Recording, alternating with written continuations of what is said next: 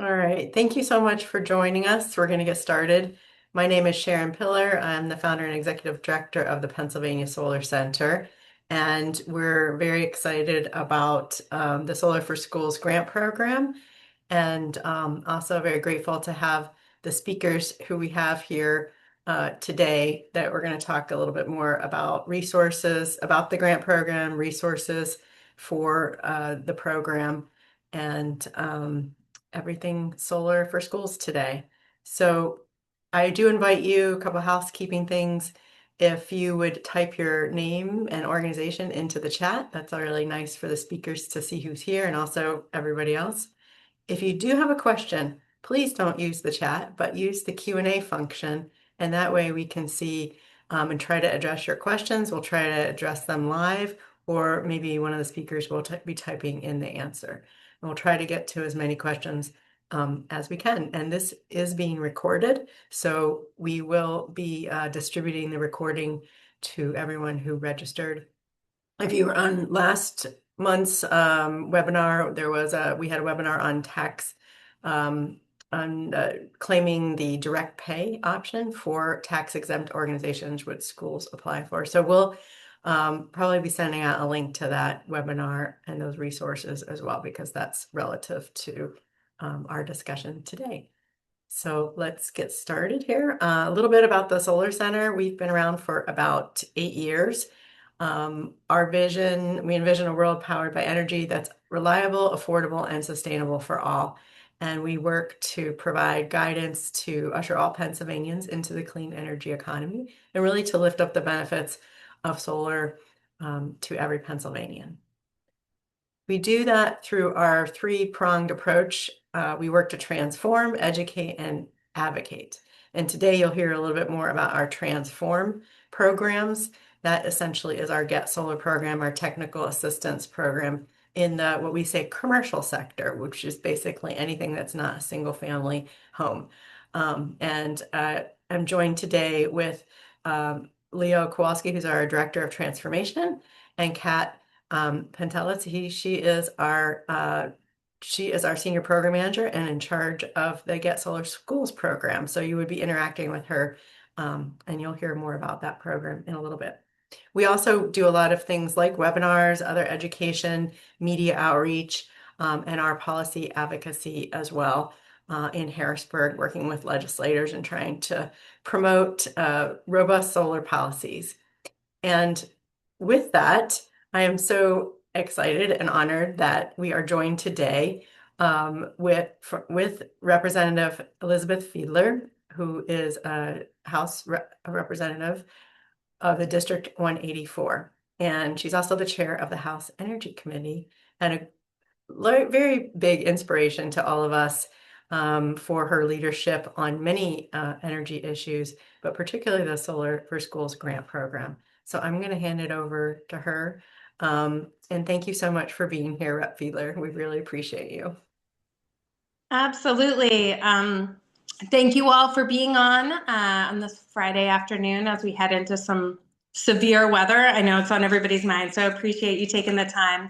I am State Rep Elizabeth Fiedler. As you heard, I proudly represent my neighbors here in South Philly, District 184 in the Pennsylvania State House, and I also serve as Majority Chair of the House Energy Committee, which is celebrating its 1-year birthday. Very new committee. I'm so very excited about that work in that committee.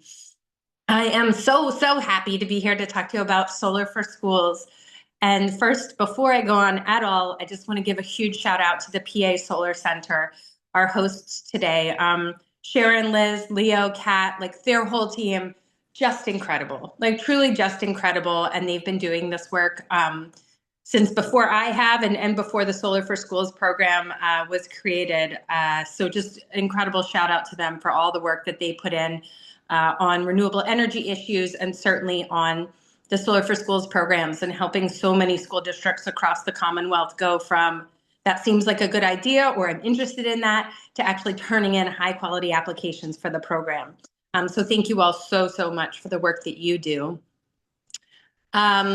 And so Solar for Schools is in its second year. Applications, as Devin will talk about, and thank you to DCED, Devin and Mandy for all your work. Applications are opening very soon for year two of the Solar for Schools program. Solar for Schools is a relatively new program created by the state legislature. It's a bill that my team and I dreamed up when we were trying to think of, honestly, creative ways to help school districts. Both my parents were public school teachers in the rural place that I grew up in Pennsylvania. And we know that a lot of school district administrators, school boards, school officials are really struggling, right? You're dealing with a lot. Your first priority is education. And one of the fixed costs that keeps going up, one of those bills that you have to pay is your utility bill. And so we wanted to be creative about how we could help school districts get some extra money that they could reinvest in their school as they see fit, and also try to get more renewable energy online. So that's really where the idea for Solar for Schools came from. And since then, we've been so pleasantly surprised to see the strong bipartisan support that the program has received from both chambers, the House and the Senate in Pennsylvania, from Democrats and Republicans from all corners of the state. So I'm here in South Philly, a very urban place. Our rooftops are pretty modestly sized. We're all very close to all the way out in like Senator Culver's district or out in Senator Bartolotta's district, more rural places where there's a lot more space and they might be able to put in a ground mount. They might have an FFA program. So it's just been very cool to see all the folks who have found ways for Solar for Schools to work for them. And I'll just add that in the first year, we know there was huge demand, thanks in large part to the folks on this call who helped so many school districts, as I said, go from that seems like a cool thing I'd like to do, I'm interested, to turning in high quality applications. In the first year, we had a $25 million state appropriation, so $25 million in state money was allotted for this program, and the applications turned in actually requested 3 times the amount of money. So huge interest, huge demand, and really excited that we're about to kick off year two and we have another 25 million in state money. So I know that there's federal money available in addition, which I'm quite sure you'll hear about, but just really glad that the state portion exists, and so excited to see the applications that I know are going to come in for year two. And again, grateful to everybody on this call who is helping school districts guide along the process. As we see these utility bills go up, I know the idea of saving, tens of thousands of dollars, maybe long-term millions of dollars, is something that I think every single school district I've talked to has been like, saving millions of dollars. Yes, please tell me more. How do I do that? So seriously, we know that you have to make really hard choices, difficult decisions by school districts as budgets get tighter. And so hopefully trying to alleviate this one bill and trying to make it so you can generate your own electricity will provide relief for school districts and taxpayers, and help the planet as well. So again, I'm State Rep Elizabeth Fiedler. I'm super excited to be here about Solar for Schools, a program I love dearly. And I'm going to turn it back over to Sharon and Liz, and we can get started. Thank you again. Thank you so much, Rep Fiedler. And you're an inspiration and have inspired so many people to vote for this in the legislature and to get behind it and support it, and then to take advantage of the grant. So it's awesome that it's in the second round of this, and happy that Devin Gray is here from the Department of Community, or the CFA Programs Division of DCED, the Department of Community and Economic Development. And thank you so much for being here, Devin. And I know last year you guys were racing to get this program figured out and how to do it all, and you did a wonderful job, and glad that you're taking this to the next stage for this round as well. So thanks for being here. Yeah, absolutely. And thank you for having me. Um, so, as Sharon said, I'm Devin Gray. I'm the director of the CFA Programs Division at the Department of Community and Economic Development, also known as DCED. Um, so, as was mentioned previously, Solar for Schools was created in 2024 with a $25 million allocation to it. We opened the first round at the end of 2024, closing in early 2025, and made awards around May of 2025 that used most of that allocation up. This year in the budget, we received an additional 25 million, and that program will be reopening on Monday, January 26th. For those of you aware of the calendar, that is next Monday. This year, however, so the original round of the application, we had a 3-month application window where we closed and then reviewed everything. This year, we're going to be accepting rolling applications. So as those applications come in, we will review them and send them to the CFA board meetings, the Commonwealth Financing Authority board meetings every 2 months, and make awards based on whatever we have at the time until all of those funds are exhausted. So the first potential meeting for that will be March if we have anything ready, and then it'll be every 2 months after that, so May, July, at each meeting. I do have a running total of the amount available for each region on the program webpage that I will update after each of those meetings, so you can always keep track of how much is available in any one region. The website can be found at the link that I put into my slides. I think these will be shared afterwards, but if it doesn't work for any reason, you can also just go to dcd.pa.gov. There's a search bar on the top right. Just type S, the number 4, and S, and it is the only result that will turn up. So you can go right there. Makes it very easy to find. Next slide, please. So obviously, with a title like Solar for Schools, the eligible applicants are schools. It is any school entity defined under the Public School Code of, I think it's 1949. So school districts, intermediate units, area career and technical schools. Actually, can we go back one slide? There we go. Area career and technical schools, charter schools, cyber charter schools, and regional charter schools. In addition to those entities, we can also accept applications from chartered schools for the education of the deaf or blind, community colleges, and the Thaddeus Stevens College of Technology and the Pennsylvania College of Technology. Now we'll go next slide. So any one of those entities can apply for funding. And then I've got some definitions here under the program. So anytime we use the word school facility, I am referring to an educational building and surrounding premises owned by an eligible applicant. So that allows us to do ground mounts since we have to install on a school facility. We can do ground mounts as they're on the surrounding premises.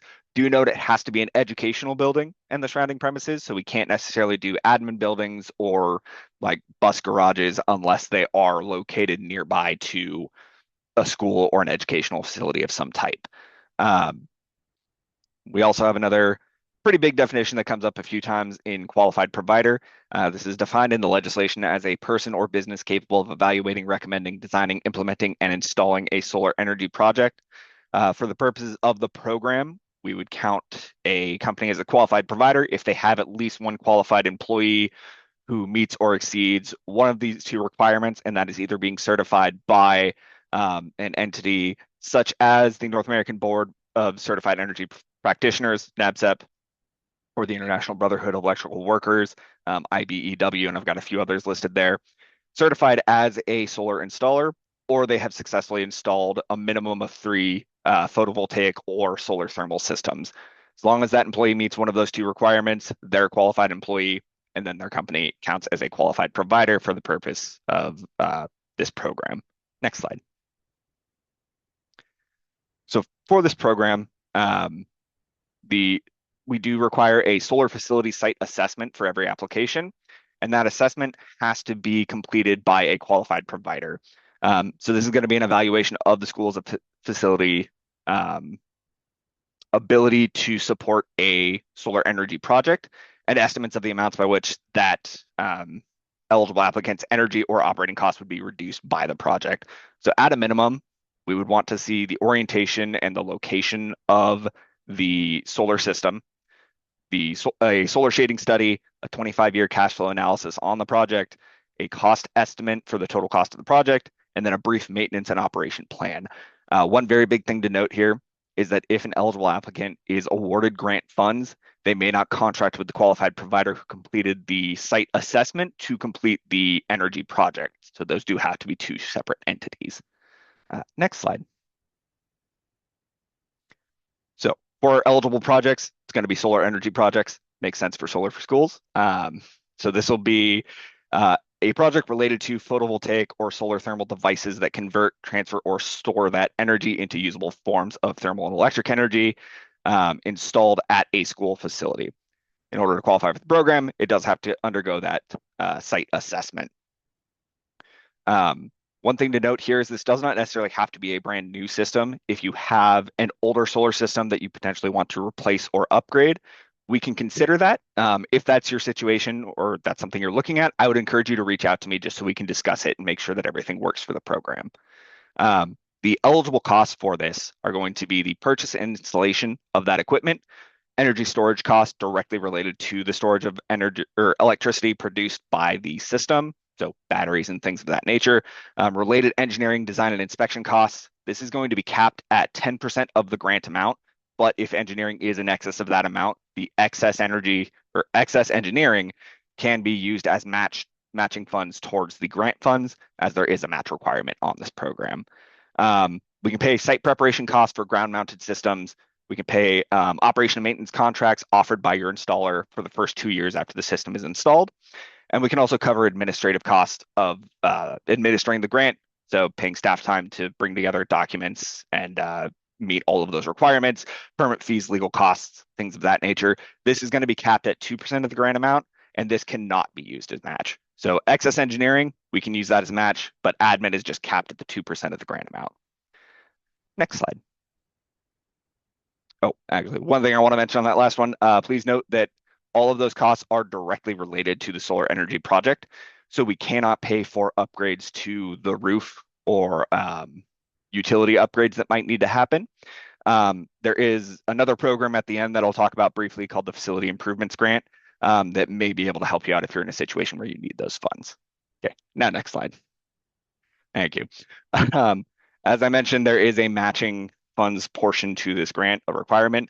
So the maximums are going to be determined by the market value to personal income aid ratio that is determined by the Pennsylvania Department of Education, or PDE. They determine these ratios every year for a variety of school entities, including school districts, charter schools, and community colleges. If an eligible applicant does not have one of these ratios determined for them, we will use the ratio for the school district where the site is located. So if the aid ratio is greater than or equal to 0.7, we can cover 50% of those project costs up to $600,000. This is a little higher than last year. We found that the average cost of the systems we were seeing last year was a little higher than what our estimate was. So we've increased those numerical caps to reflect that. If the aid ratio is between 0.7 and 0.5, we can cover 40% of the project costs up to $480,000. And if that aid ratio is less than 0.5, we can cover 30% of those project costs up to $360,000. I do have a link here to where you can find those aid ratios. There's a bunch of lists on that website. You'll just want to get the most recent one there. This link is also on the Solar for Schools webpage on the DCD website. So if for whatever reason this link doesn't work for you, you can always go to the DCD website and use that link to get to the same location. Next slide. So for this program, under the legislation, we were tasked with dividing the state into 3 regions by population that the funds would be spread over. These are those 3 regions. There is a map on the next slide that has a visual representation of these, but they effectively are the eastern side of the state, the western side of the state, and Philadelphia. That's just how the populations broke down. But in the first year, each of these regions received $8 1/3 million. There's another $8 1/3 million from this year that'll be added to those. There was some excess funding available in regions 1. Well, across all of the regions at this point, there's a little bit of extra just due to back and forth conversations and things happening. But those totals, those cumulative totals, are reflected on the website. So if we go to the next slide, here is just the visual representation of that so you can see. If you are an entity whose service area covers different regions, I know that there's some school districts or like some charter school that might serve a larger area. It will be based on where the site location is at. So whatever one of these counties the site location is located in, that's the region that it will apply to. Next slide. So some other requirements. The biggest change from the first year to this year is that I have added a roofing assessment for roof-mounted projects. So if you're going to do roof-mounted solar, what we want is we want a professional assessment of the proposed project roof to verify its ability to support the project. I don't necessarily need a full structural or engineering analysis, but what I want is an engineer or a qualified roofing contractor to come out, do an inspection of the roof, and give their professional opinion on whether or not it will be able to support a solar system. Um, in addition to that, we do still have the utility letter requirement. This is not a full letter of support or anything like that. We just want to make sure conversations are happening with your utility provider regarding what an interconnection agreement might require, and making sure that the utility provider is aware of the project going on and kind of moving forward. And then if a project is awarded funds, you will need to use either the Separations Act or the Guaranteed Energy Savings Act procurement requirements when bidding out the project. This is required by the legislation. As you have questions about what might be required of either of those, I would encourage you to work with the school solicitors. Ultimately, we will default to their judgment if a question comes up. Next slide. And kind of just some other general information here. So prevailing wage requirements do apply to these projects. So if you are funded, you will need to register for prevailing wages. The guidelines can be downloaded at dcd.pa.gov. All of our online applications are located at that website. You can also find a link to that website on the Solar for Schools page, not right now, but on Monday at 8 a.m. when the program opens up. A link will appear there right at the top of the page under the title for the page. You'll see 3 buttons. One is contact us, one is the guidelines button. The last one will be that apply button. If you have questions about the program or about your project and you want to go over anything, you're more than welcome to reach out to me. My phone number is listed there along with my email address. My email address is also just my name minus the N at pa.gov. And then if you are going through your application and having trouble with the single application system, you're certainly welcome to reach out to me, but I can't always help with that. I would suggest contacting our Center for Business Financing help desk, and they can do a little bit more than I can. Next slide.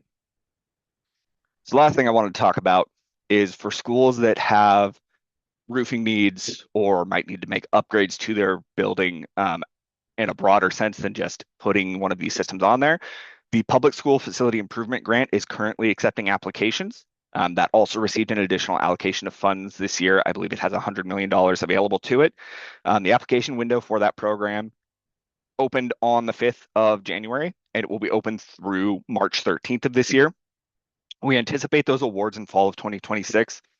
So if you want to apply for solar, but you have a roof that needs to be upgraded, you can apply for the Public School Facility Improvement Grant and also apply for Solar for Schools. Just let us know that you are waiting on that funding to be able to make the roof improvements.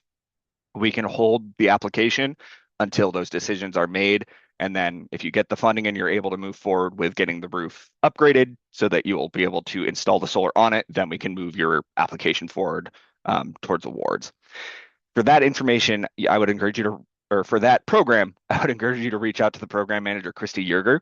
I've got her contact information there. She can answer any questions about the Public School Facility Improvement Grant, but the guidelines and information for that grant are also available on the DCD website. I believe the short version of searching for that is PSFIG, but also if you just type in public school, we only have a couple of things that'll come up, so you'll be able to find it relatively easily. Next slide. So that's sort of everything in a nutshell. I think I saw at least 1 or 2 chats come through or questions come through. Let me just see. Yeah, Devin, there were several questions about why private schools were not included. Yeah, so private schools, that is just based on the legislation. The eligible applicants were determined in the legislation, and so that is the same list that I have in the program. And then Also, there's a question about community colleges, which I believe are eligible to apply. Is that correct? Yes, correct. Community colleges are eligible to apply. I believe Philadelphia Community College applied last year and got some funding. So any other community college would be able to apply as well. And there's a question, are EV resiliency or other electrical aspects associated with the solar system able to be included or able to be separated out from grant funds? So electric vehicles, other Gotcha. types of things that it sounds like that are not related directly to the solar system. Yes, so they would not be eligible for grant funding. That being said, if it's part of a larger project, we could certainly consider that. We would want a cost estimate of specifically the solar portion of it, for the purpose of determining our budget here. If that's a case where you're in, I would encourage you to reach out to me so that we can have kind of a quick discussion about it, and make sure that everything works.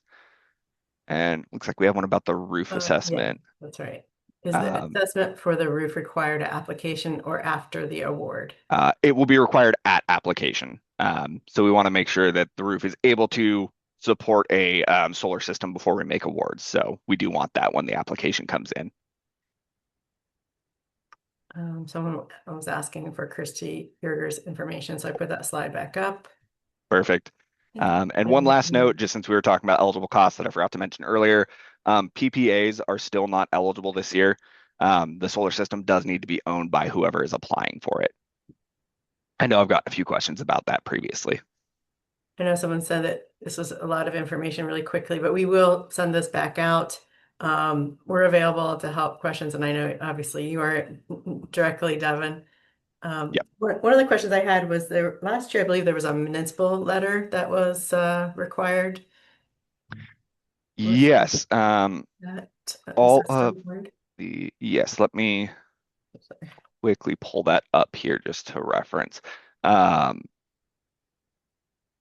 I believe there was a zoning or a planning letter that we required. Let me just make sure that I'm not mixing that up with anything else. I've been jumping between a couple of programs lately. Sure.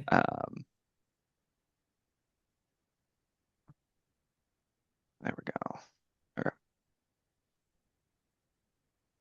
Yes, yeah. So for ground-mounted systems, we want a planning letter from whatever the appropriate planning agency is. Sometimes that's municipal, sometimes that's county. We just want to make sure that zoning codes allow for the ground-mounted system to be installed.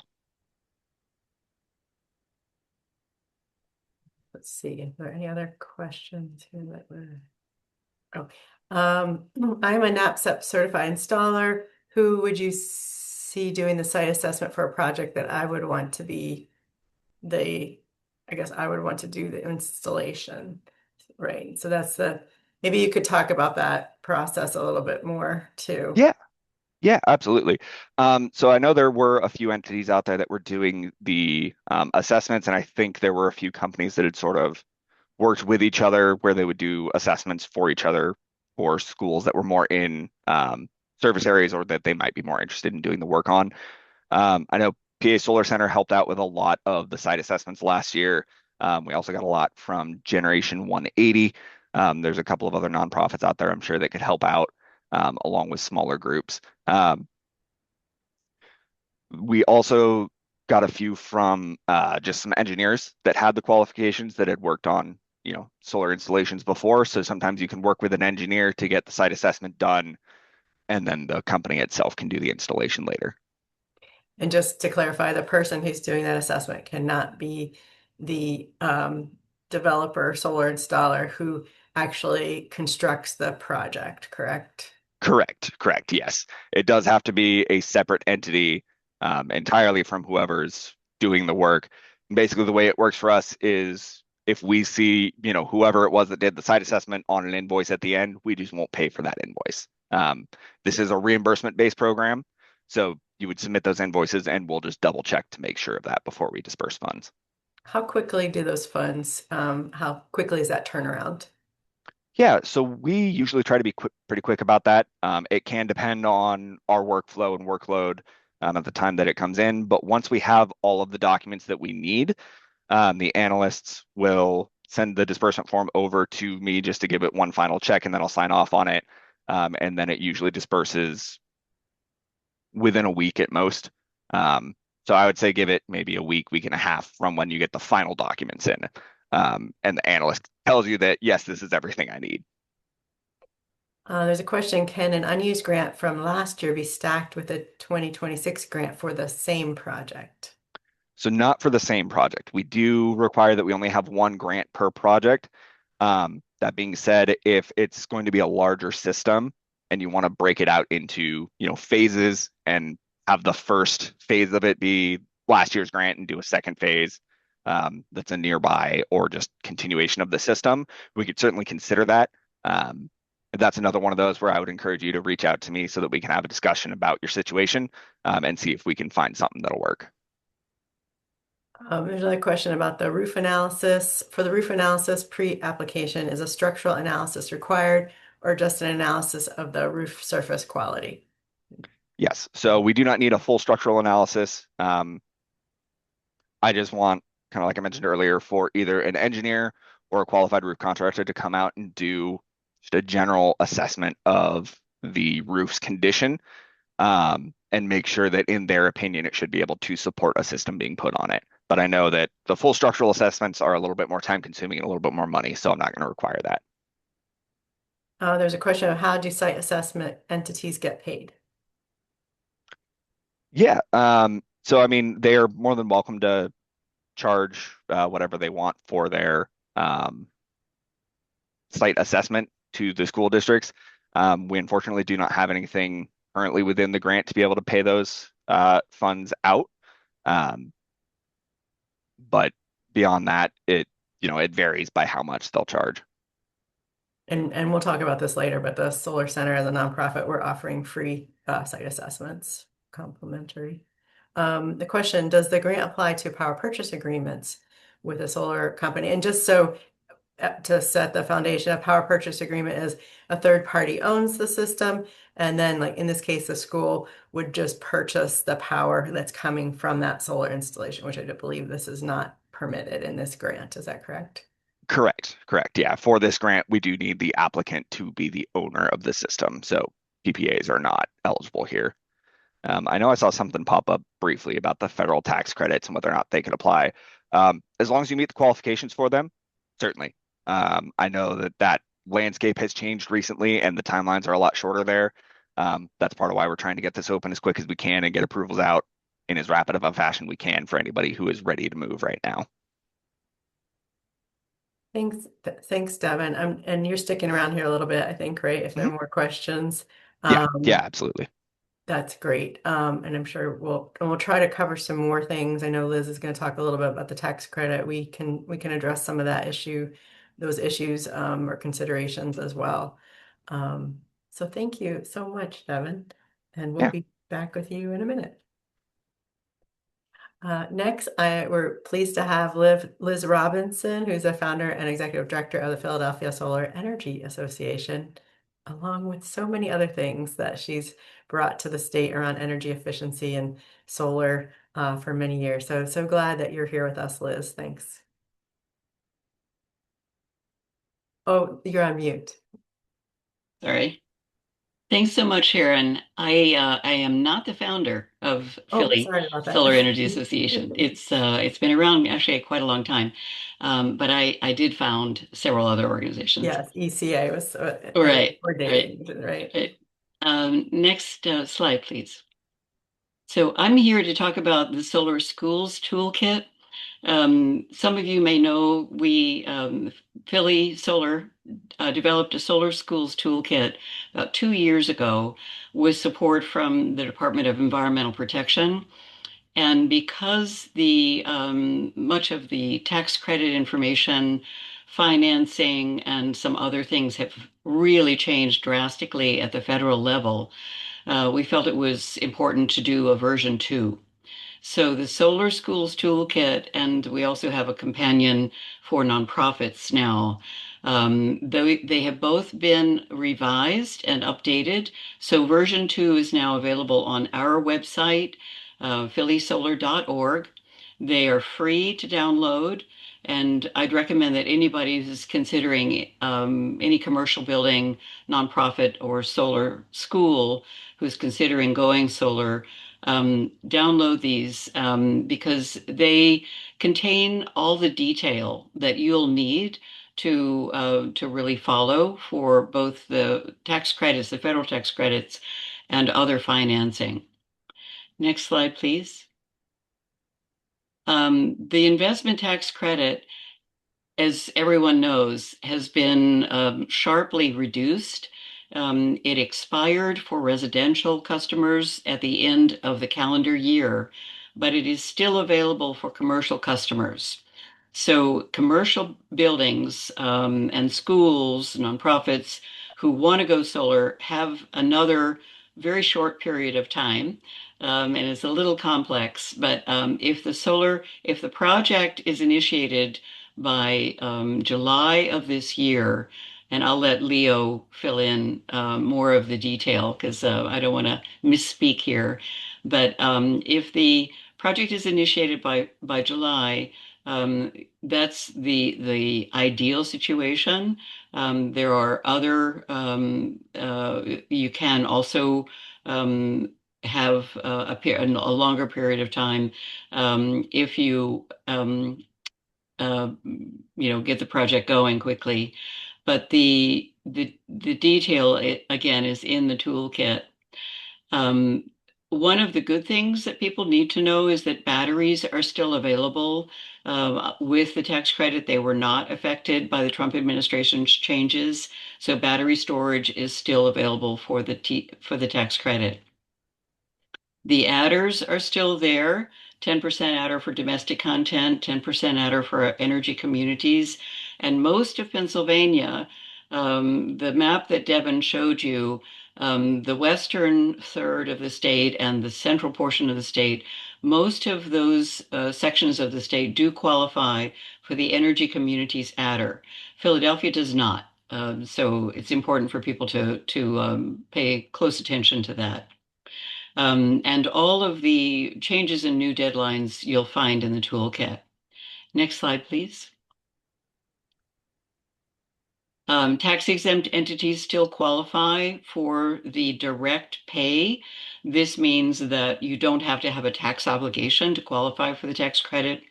And the tax credit is, if you complete the paperwork correctly, and the details again are in the toolkit, you can receive a reimbursement check from the IRS, even though you didn't pay the tax. So this is quite a fantastic situation, and it's just referred to as direct pay. Next slide, please.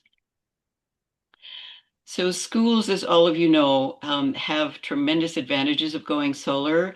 Representative Fiedler touched on her, goals for schools and really understanding that schools the energy portion of your bill, usually it comprises the second largest expense. And it's critically important that that part of your budget remains stable. So going solar is a way to save a tremendous amount of money. And again, the solar renewable energy credits, although very, very modest in Pennsylvania, is a way for you to earn ongoing revenue as well.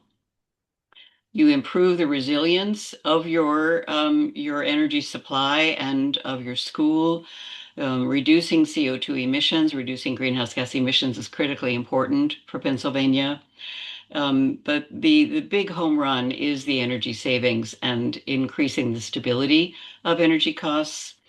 And then finally, schools have an advantage that no other entity has, which is the solar system on your school or on your grounds is an incredible learning tool and learning opportunity. And bringing that solar not only on your school, but into your school is critically important. So we've developed some lesson plans to help schools use that data in the classroom. And I'll speak on that a tiny bit later. Next, please. So these are the steps, and I won't go into these in any detail, but it starts with building a team and then assessing your own energy use, examining your bills, figuring out your use and understanding where you can save. Then assessing the solar potential of your facility. Where is the best place to locate your system? And deciding on your ownership model. And as Devin mentioned, the state grant is available only if you decide to own the model, own your system. But if that's not feasible for you, PPAs, I wouldn't discourage you from examining PPAs and leasing options as well. The next step is determine the financial benefits of going solar. And part of the toolkit are two very powerful pro formas. These are very extensive Excel spreadsheets to help you run a set of scenarios to really look in detail at how much money you're going to, how much is it going to cost and how much will you save. And you can run any number of scenarios that you choose and determine exactly the optimal condition for you. Then you secure your financing. You move to a request for proposal. There is an RFP, a sample RFP in the toolkit. And I know that PA Solar Center also has a sample RFP that they use. You then issue your RFP, you select your installer and issue a contract and begin construction and then monitor your own system. Because if you're going for the state grant, you will also have responsibility for monitoring your system. And usually you build that responsibility in with your installer into an operations and maintenance agreement. So that's detailed again in the toolkit. Next slide, please. And again, this is the crux of the whole decision that you're facing, but I encourage you to use the two proformas to figure out really what is the best path for you. Not every school can own its system. So don't be afraid. Don't stop there. You know, go ahead and examine the option for a PPA or a lease agreement. Next slide, please. And solar in schools, again, you've got an incredible learning tool with this solar system. And we're really encouraging schools to utilize that system by bringing that data into the classroom. And we've developed curriculum for fifth and sixth grade, also a set of lesson plans that we call Bring Solar to School. This is really using that data in the classroom, and students can assist in monitoring the performance of these systems. Our latest educational curriculum development involves solar kits.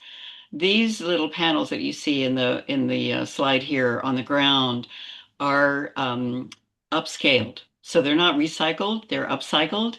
And these are 20-year-old solar panels taken off of a farm that we've converted into kits for the classroom. They come with a whole big box of classroom materials. And again, we're doing this with a grant from the Department of Environmental Protection here in Pennsylvania. I can't, solar is so much fun. And these small solar panels, they're about 2 feet by 4 feet. They're small enough to store in your closet. It's an excellent tool to help students get their hands on, these devices and really understand how they work, understand how electricity works, and begin to harness this power in your classroom. So it's great fun and a great tool. And you'll find more information. We're just launching the solar kits, so you'll find the curriculum on our website, but the access to the kits themselves, if you're interested in learning more, just contact me. Next slide. And that's it for me. Here's my contact information, and feel free to reach out. That's Thanks. great. It's really Thanks so much. wonderful resources that you've all built. Thank you so much, Liz. And you'll be around too for a little bit to answer some more questions as well, right? Certainly. Great. At this point, I'm going to turn it over to Leo, who's our Director of Transformation and heads up our Get Solar program. And also Kat might be chiming in too, as I mentioned. She's our Senior Program Manager and leads up our Get Solar Schools program. So thanks, Leo. Sure thing. Yeah. So I just want to make sure my mic was working.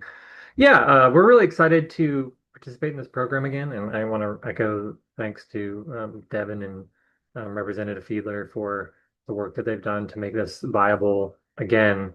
And after such a great success the first time around, we're pretty excited to see if we can max out that cash again across all of these markets. So next slide, please.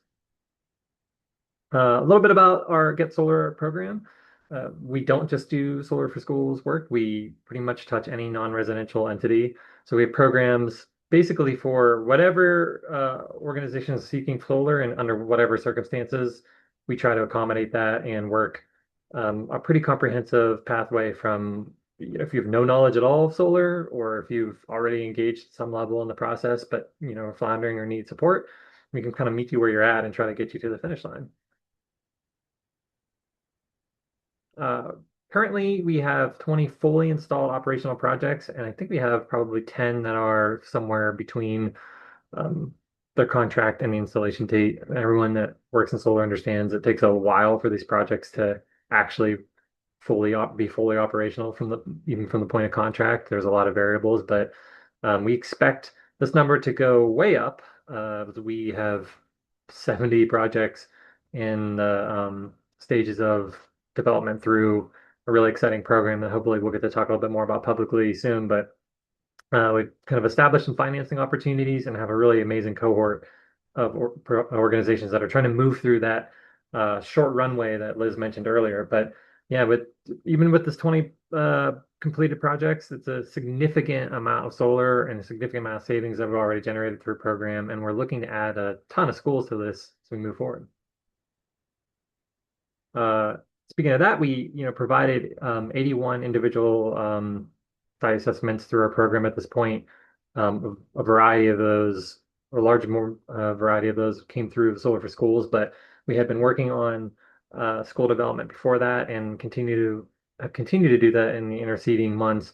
So if you're on this webinar, you're hearing this webinar, and for whatever reason the Solar for Schools grant doesn't work for your organization, please still reach out. We still have opportunities to explore, but certainly this is a really good one, and we would like to try to funnel as many viable organizations into it as possible. An example of a fully operational system that we've worked on with the school, Community College Allegheny County. This actually used a power purchase agreement financing that we discussed earlier. That's unfortunately not compatible with the Solar for Schools grant, but at the time, this made a lot of sense for the community college. It didn't have any discretionary funding. This was before there was a tax credit option at all for nonprofits. So to access that tax money, power purchase agreement was the only real option for a nonprofit organization. And this is estimated to save just shy of $1 million of its operations. That number is probably considerably higher. We were using, unfortunately, bygone era of electricity prices to calculate this formula. So we expect that savings probably significantly higher. But the critical thing for the power purchase agreement to understand is that it was at no cost to the school district. They invested no money into this, and they're still going to save a significant amount of money. And at the very least, they have a very stable term, so they know what their electricity rate is going to be for that entire 28-year timeline. And that is also true even if you don't use a PPA. Obviously, if you're getting electricity directly from the sun, you know what's going to cost, and it's going to be $0. And here, we just want to provide some examples of feasibility studies that this is obviously just a very, very small cross section of the data that we're going to provide. I mean, we do a full feasibility report for every client that we work with, which includes solar design using industry standard software. We use Helioscope software used by a lot of solar developers to make our designs. That software is going to put in variables like soiling effect of snow and rain over time, shading impacts by physical objects around the building like trees, cover, for example, or expected shade cover annually. So we tweak those dials to get a really accurate design, which I'll cover in another slide. But we try to get a really sophisticated look at the technical aspect of this, but then we put together our own financial models based on data that we know historically from the utility market that you're in, but also predictive data as much as we have it about where energy costs are going. And that lets us look at a 25-year projection on what your savings profile will be. We use 25 years as a pretty nice even number relative to manufacturing warranty on the equipment. So inverters throughout the system will likely need to be replaced, but your solar modules, the panels themselves, a lot of the industry has moved towards a 25 to 30-year warranty on those materials. So the manufacturers saying that we'll guarantee that this will work for 25 years, we feel like that's a good number, but there's no reason that these systems can't be operational for longer than that. In many cases, they're going to survive basically as long as the rooftop, or if it's a ground mount, even longer. But the critical thing here is that cash purchase with for solar is going to be your most cost-effective, I should say, most productive way to implement solar. If you spend cash to purchase a solar array, you're going to get the maximum value in the long term. Of course, that comes at an upfront cost, right? So that's the challenge often for organizations going solar is coming up with all the cash up front. But the nice thing about the tax credit and the Solar for Schools grant is it's a short-term cost to frame it. So while you still need to finance the very beginning of that with some kind of bridge loan, you would be able to recoup those significant costs early on. And that can do significant work to bring savings earlier on. And I think we have another model next with a grant or with a loan. And then obviously, a more sophisticated take on this is running this through some kind of loan or bond. And then we're talking about probably with the grant and the tax credit, immediate savings, year one, year two. And so even with the cash finance system or loan finance system, we can see uh, day one savings from solar array. And that's money that gets transferred immediately into whatever impacts that need to go into your school district. Are you worried about teacher retention? Are you worried about supplies? Do you have other infrastructure costs that you're challenged with? Being able to take the savings acquired from solar and plug it into those other resource needs is a really exciting opportunity for schools. And again, it's that predictive, what's our energy going to cost over 25 years in a very unstable market? That's a really nice place to be. Leo, there's a question I just thought I'd ask now that someone asked, the business as usual numbers, is that a utility expense?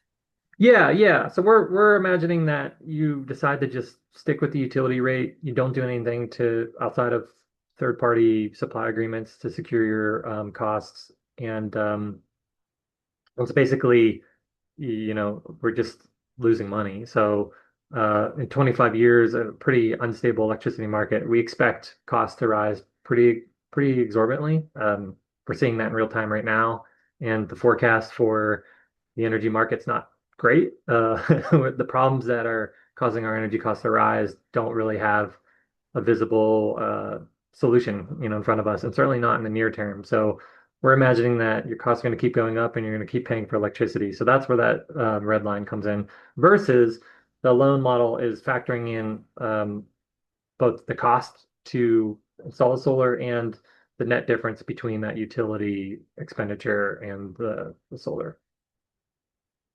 I hope that's sufficient. Yeah. And so how we approach what we do, I touched on this earlier, it's basically four simple steps. We want to get you at the very beginning, that high level feasibility report. And we be doing that anyway, but good news is what we do complies with the requirements for the Solar for Schools grant. So we're already in motion doing this kind of work. That can be as quick as you need it to be, really. So our biggest timeline in terms of helping organizations through that process is their ability to get us the material information we need, which is electricity bills, information about the rooftop, if that's where the solar is going, information about the ground, if that's the case, all the sort of standard things you would need to pull together. But if you can move fast, we can move fast. We'll generate that feasibility report, compile all that information and provide it to you. If you are looking for support moving through competitive bid, we can provide that as well. For non-public entities, we have a really comprehensive RFP document and structure that we like to use that covers all the bases. For competitive bidding platforms for public entity, and we have some resources that we developed in conjunction with legal teams as part of this program. So we can do GIZA, we can provide you with the materials to release your own bid. A lot of versatility there. All that we feel really strongly is compliant. But of course, have to have your solicitor review. And the important thing to understand there is we've got a model that works. You don't really have to invest a lot of time and energy internally to figure that out. It's really just about making sure you have a good legal review and we get that feasibility report, stuck into the bidding document. After that goes through, again, public procurement rules alter this a little bit, but generally speaking, we'll work with the organization to analyze the bids that come back using some comparative tools. We can still embed some of that into a public bidding document, basically just simplify the formatting in which the proposals are coming back so it's really easy to look at apples to apples. So we'll do as much as possible that's commensurate with your procurement requirements to help you understand what you're getting back from the developers. And critical between steps 2 and 3, public bids, you're going to have the response you're going to have, but we work really hard to make sure the bidding documents we provide set minimum standards of expectation on the quality of developer you're receiving. We have a lot of really amazing solar developers in PA, but we want to make sure that the ones that are responding to this have the financial and engineering capabilities to do the work. So we have some requirements that we embed into that as part of that process. So you know that if you're working through this program, you're going to get really qualified, really sophisticated bidders involved. And then, obviously there's other aspects to financing this beyond the grant. The grant's wonderful, but we still need to consider, do you have um, cash, discretionary resources that you could use? Do we need to look at a loan? And in the case that all of this is challenging, we might want to look at power purchase agreements or some other financing mechanism that works outside of this. So we have a lot of tools at our disposal at every level of this process. Just some examples of what this looks like. This is a school district that approached us a couple of years ago and had a couple different looks at where they wanted to go solar. And this is a big thing I want to touch on. You might not really have an idea of what your solar could look like right now. You just know that you, as a school district, own a lot of property, you have a large building. But what does that actually mean in terms of design? So we'll put that together based on your feedback. This school district had 2 ground locations that they thought might be viable that wouldn't necessarily be the highest of value arrays, but to be visible. And that was a component that mattered to them that, people coming to that school would see the solar and would be able to engage with that on a more material level, kind of as Liz described, the educational piece of it. They had a roof that was recently replaced and a roof that was closer to the end of its life. So we modeled both of those things and tried to determine whether or not it made sense to replace the roof and max out the solar array, which they opted not to do. Next slide, please. Um, oh, yeah. And then, we went to that out with that school district as we do with everybody else to pre-vetted qualified solar developers. Again, public bidding, we can't really restrict who responds, but we can set minimum standards of requirements in that RFP document to make sure that they're actually capable of doing what they need to do, which includes performance bonds or certification of their qualifications. But we can definitely manage and assist you managing the on-site logistics for site visits, engaging with the developers, the questions, and all that stuff, and provide a platform for that bidding process so that your team's not stressed to do all that work. Next, please. This is a very old version of how we compare prices, but it's simple, so I like to use it still. But yeah, we'll put the side by sides for you from what you receive. It's the high level stuff of how much does this cost, how large is the system, what's it going to produce, how much of it is it going to offset, all of that stuff, side by side. Um, and that it's just, if not the full reason you would, choose a developer, it's very instructive on the basic financing that's being provided and is helpful to circulate that internally. At least in the feasibility aspect of it, we can present information this way so that all the stakeholders in your organization can actually think about this in the terms that you think about it. So it's simpler. It's what's the value of solar to our organization? I think. Oh yeah. Let's touch on this. Basically, for the grant, we're looking at the cash purchase and we're looking at financing. I touched on this earlier, so we need to go into it, but these are generally your best options anyway in terms of getting the maximum amount of value, but we do have the capacity to look at power purchase agreements if those make sense. I think oh yeah, last one. Act 129 solar rebate. This is, not insignificant. It's a smaller thing to consider, but it is relevant depending on what utility market varies on the value of it. And frankly, these things can change, as, quarterly or over time based on subscription. But your utility company is going to provide a rebate for you in that year one. So it's a little chunk of change that can come back after your system's online.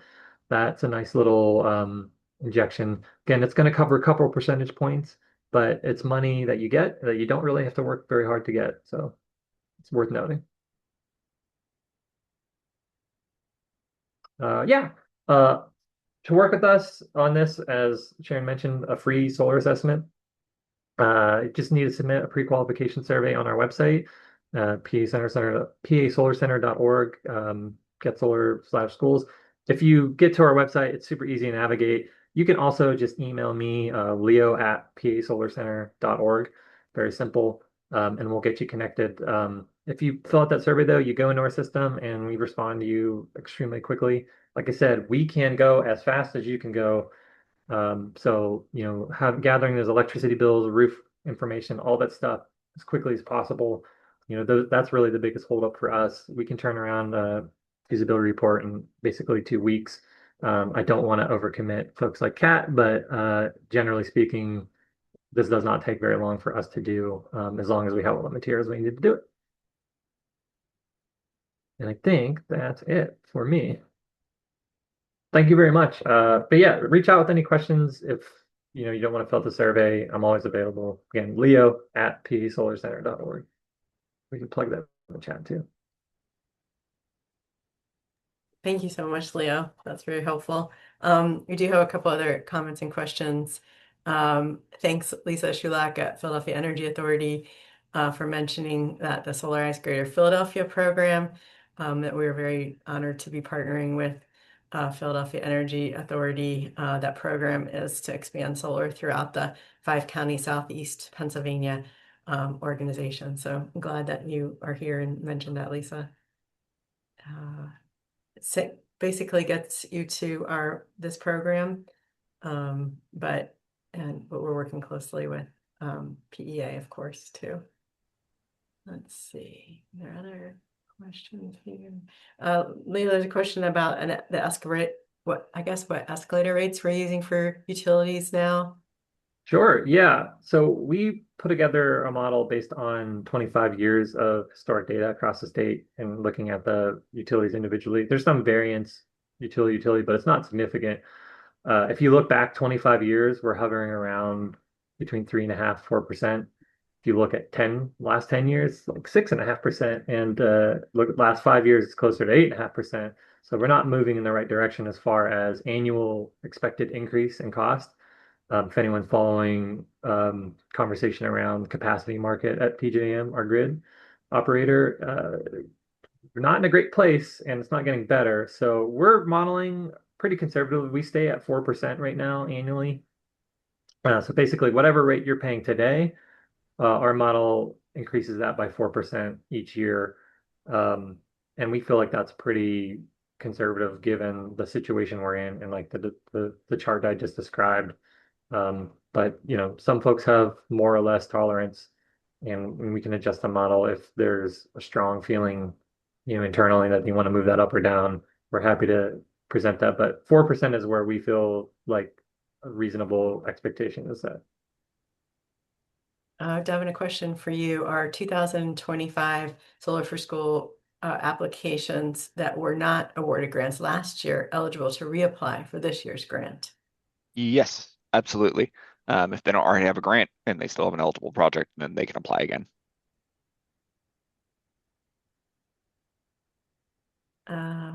Do we want to talk any more about that? It would be maybe helpful around the investment tax credit, the federal 30% plus, depending on whatever and what those deadlines are, is I'd like to set some expectations about that for these projects. And I'll let Leo or Kat to talk about specifics, but I think there's some wariness that folks will not qualify for the federal tax benefit, which is called elective pay, which is in lieu of that tax credit.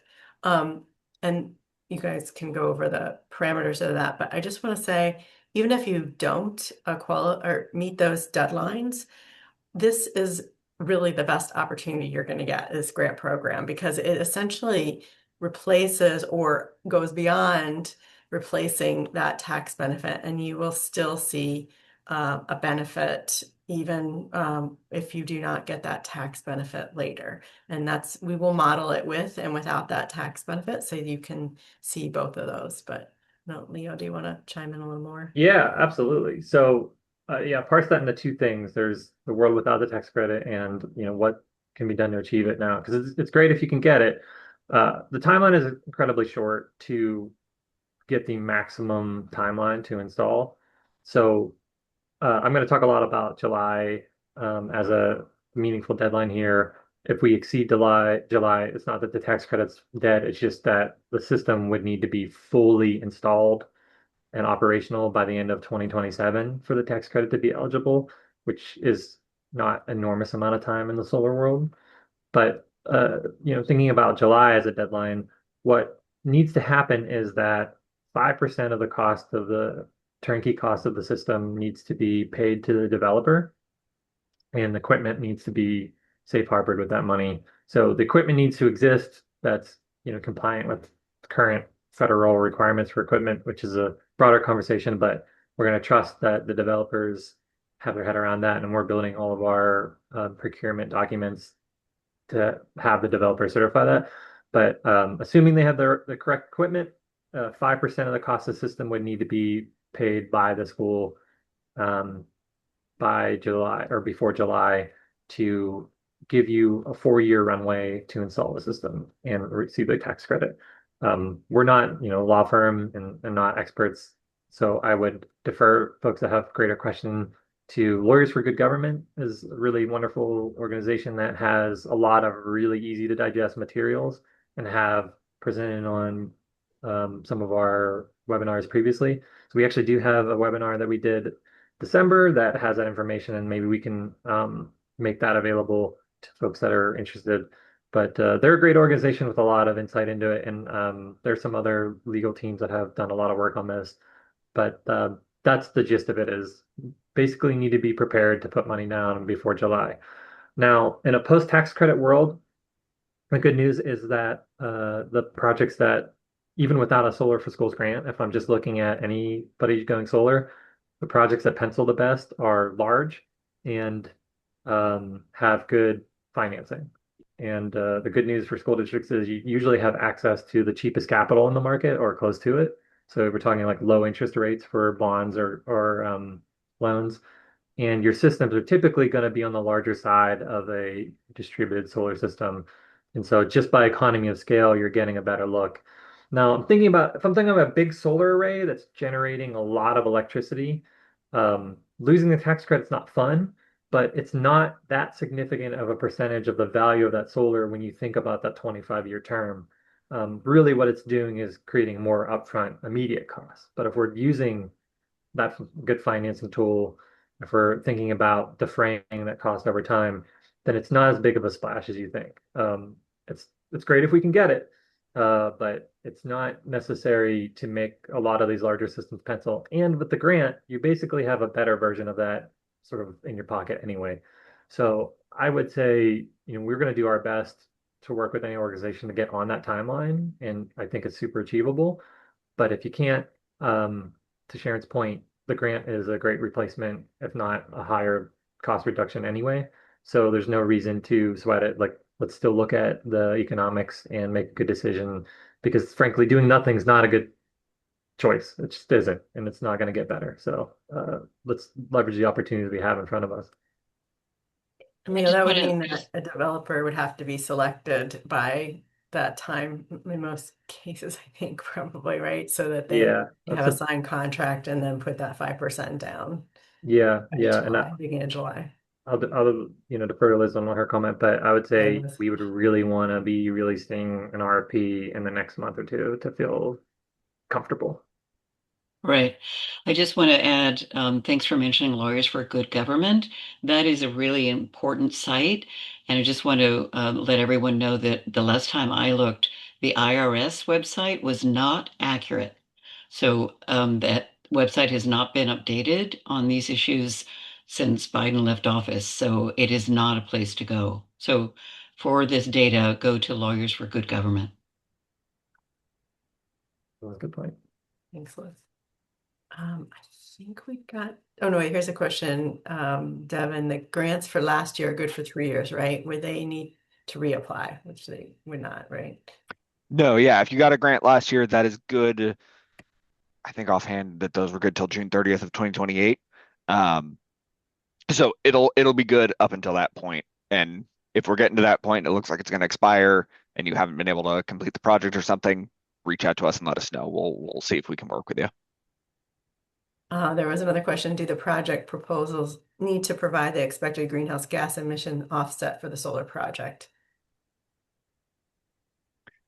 No, not for the program requirements. We just want to know the offset for your energy use and sort of the cost savings there.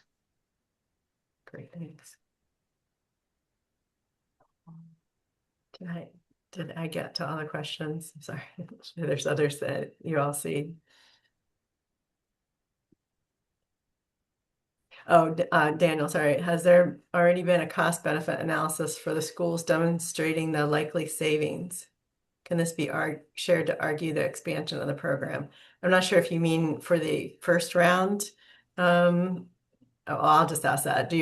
Have you compiled like the projected savings and that type of thing for the first round of the program, Devin?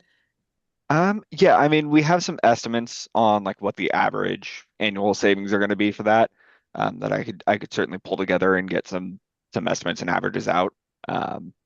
But Oh, I don't immediately have it ready, but I could right, I get that know that's together pretty fine, easily. but it would be wonderful to see. And as far as each individual project, the cost benefit analysis is something that and the savings is something that will be calculated for each project under that feasibility analysis for whoever does it, whether we're doing it or anyone else that's required for the grant application. And you would just want to know that anyhow to make your decision about whether it's good to go forward or not. Oh, and there was a note. Sorry, Ron asked, or when he said that he believed that construction needed to begin by July.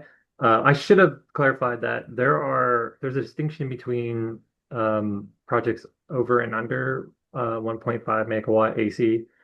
There is a physical work test requirement for the larger, so the projects above, and there is not for the projects under. So we are operating on the understanding, as all the like legal counsel we saw suggests, that requires no construction for the projects under that 1.5 megawatt. So happy to talk more about that offline, Ron, as well, but that's our working understanding. And one last question, Devin. Can you remind everyone the deadline for the grant? And is this a first come, first serve? Yes. So for Solar for Schools this year, we don't have a deadline. We're just accepting rolling applications until we use up all the funds. So in that nature, it's sort of first come, first serve, and that we'll review the applications as we come in and award them each month. And if we run out of funds, then we run out of funds. But anything that we get in that 2 month period will be kind of assessed together. Can you explain the deadlines for the review periods at CFA? Yeah, It's yeah. every other So month, or can you talk about that? yeah. So we have a CFA meeting every other month. So it's the odd months of the year, March, May, July. Um, so when the application comes in, we'll review it, and if it is ready, if we're able to mark it off as being ready to be presented for approval, um, by kind of like the beginning of that month, roughly, then I'll have a list that I'll send over. How quickly we can do that sort of depends on the application when it comes in. If it's, great, perfect application, there's no issues with it, we can review it and turn it around, in a matter of days sometimes. But frequently we'll end up going back and forth with people, just collecting last documents or clarifying things that we're not sure about, before we can finish our review and move it on. Great, thank you so much. Mhm. Well, with that, we are at 1:15 and about ready to end. That worked out pretty well timing wise. If you do have questions, please let us know. We will send the recording and resources and links after this, probably not till Monday, but we will get that out to you. And excited to help any of your schools or try to answer questions. And obviously, Devin's the source of the grant program, and I know is a great resource to help all schools answer their questions for the grant. So thank you for being here today. I hope you all stay warm and navigate the storm that's coming, and have a great weekend. Thank you so And much. good luck to all of you.